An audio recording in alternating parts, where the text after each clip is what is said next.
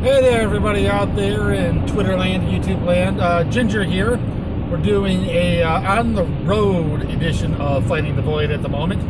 This is one of the little bonuses, I guess, of when I'm working nights. Because if I get caught up on everything I want to listen to, and I've got a couple of spare thoughts in my head rattling around and I want to hash out, I'll take care of that on the way home from work. So, I'm on the way home from work. What thoughts are rattling around in my head? I was thinking the other day about how we are so concerned with experts. Now, obviously, what's prompting this is all the COVID stuff.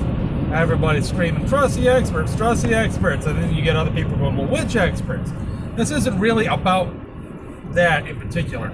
It's more about the concept of experts and what's wrong with it in general. Now, the problem, first let me say, I've got nothing against people specializing in a particular field. There's certain fields you definitely want people to be specialized in. Obviously, I don't want the family doctor doing brain surgery on me. It's a little bit more involved. So, I don't want to be riding a rocket into space designed by somebody who wasn't really focused on calculus or something like that. I don't want somebody who's just like, a layman who's got like a really good overview of the whole rocket. I want a lot of people who really know what they're doing. Now, that said, there's also a problem that comes with specialization with experts. The problem is we trust them in too many areas that they may or may not know anything about. Experts tend to get outside their expertise an awful lot. Take the thing with COVID. You've got Fauci out there running around. So occasionally he gets pinned down and makes he'll make policy recommendations that don't necessarily have anything directly to do with control of the disease.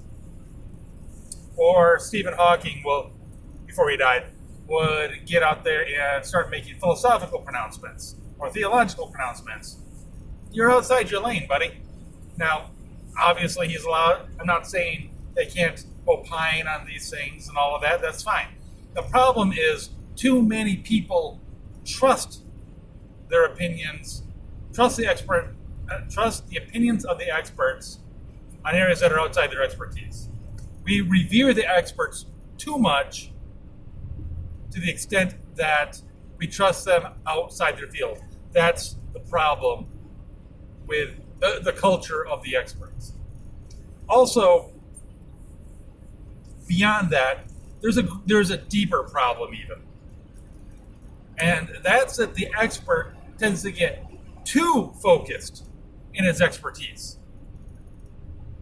The guy who designs the rocket engines may start to think that the only part of the rocket that matters is the engine. Maybe he worries about the propellant. Maybe but perhaps he doesn't really concern himself over much with how the propellant is stored. Maybe he's not really thinking about basically the rest of the rocket. That rocket engine is designed to get people up. It can lead to the exclusion of various variables from what he's working on. Again, take it back to COVID, just because it's in everyone's minds. Fauci and Birx and others will get out there and start making policy recommendations based on their hyper focus on controlling exposure to a disease, to a virus. All other considerations can get left out of that. All other factors may not even be weighed into the equation. That's the issue. The experts get so focused on their expertise that they don't realize there's anything else going on. Think about this applies all across the board. Think about that friend you have that's like really involved in sports. He knows every stat of every player and can totally rock the fantasy football league. What else is he not seeing in life? Because he's so focused on that. He's got such an expertise on that one particular thing. Or does he even forget, or does he know everything, but still doesn't rock the fantasy football league? Because he's not taking into account other factors that aren't necessarily directly related to football. Is he not taking into account the fact that, you know what, these players have lives? Things can happen outside the field. Things often do happen outside the field that wind up affecting how they play. Just a thought. And of course you've got economists who only focus on the buying and selling of goods as being the main driver of society.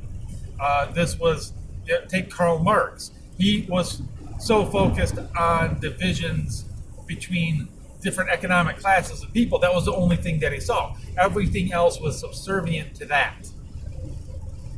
There were no other factors that mattered to it. Everything was put into that framework. Take Charles Darwin. Not so much in the origin of species, but in the descent of man, he took his theory of evolution and applied it to how he thought, started applying it to policy, started applying it to how he thought that people should be governed, getting way outside his lane, applying certain ideas that might be valuable in one field, but can be utterly disastrous in another. He started to see people as just cogs in a never-ending system. Same as Marx wound up seeing people as cogs in a system, which of course is what socialism does. And yes, the capitalist can also wind up seeing people as cogs in the machine because they are hyper-focused. They are experts on how to make money.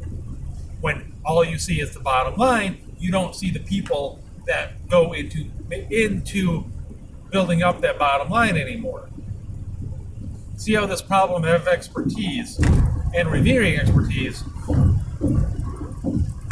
is an issue across the board. It's not just with the sciences. It's not just with economics. It's everywhere.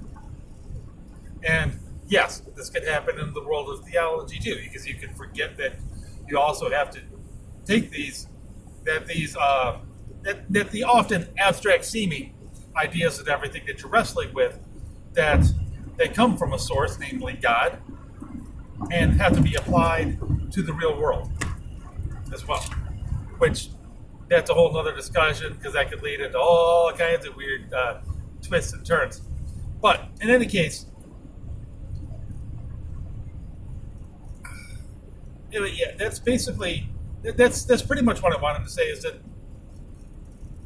we revere the experts too much, and too often they don't take other variables into account. Variables that maybe they can't even see because they're so hyper-focused in their one area. And there are ways to mitigate that. The best way to mitigate that is to have a friggin' hobby.